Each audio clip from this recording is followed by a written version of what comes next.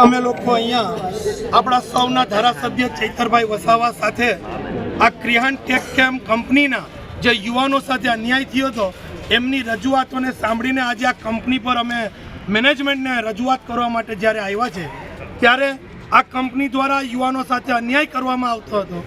6 machine ચલાવતા હતા, એની જગ્યા પર એમને પ્રેશર કરીને 8 મશીન ચલાવવા માટે પ્રેશર કરવામાં આવતું હતું। એ બધી જ પ્રથાઓ આજે અહીંયા ધારાસભ્યશ્રીએ રજૂઆત કરીને બંધ કરાવેલી છે। એ યુવાનોને 6 મશીન પર કામ કરવા માટે કંપની તૈયાર થઈ છે। એમના સેફટીના પૂરા સાધનો પણ એમને આપવામાં આવશે, એમનો ઇન્સ્યોરન્સ પર આપવામાં આવશે। આજે હું આ મીડિયાના માધ્યમથી આ કંપની ઝઘડિયા જીઆઈડીસીમાં 50 કરતાં વધારે કંપનીઓ આવેલી છે, એની અંદર અહીંના સ્થાનિક લોકો પર અત્યાચાર થાય છે। હું આ મેનેજમેન્ટ, આ જીઆઈડીસીના અધિકારી અને ગુજરાત સરકારને હું આ મીડિયાના માધ્યમથી કહેવા માગું છું કે અહીંના સ્થાનિક લોકો સાથે અન્યાય થશે એ ક્યારેય ચલાવવામાં નહીં આવે।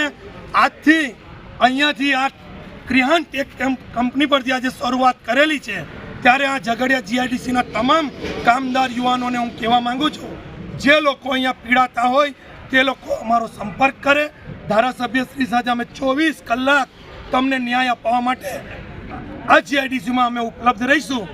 જે કોઈ પણ અહીંયા કોન્ટ્રાક્ટ પ્રથા, જે કોઈ પણ દાદાગીરી, ધમકીઓ આપે, એ કોઈ પણ વસ્તુ હવે ચલાવવામાં નહીં આવે, હું આ મીડિયાના માધ્યમથી કહેવા માંગુ છું।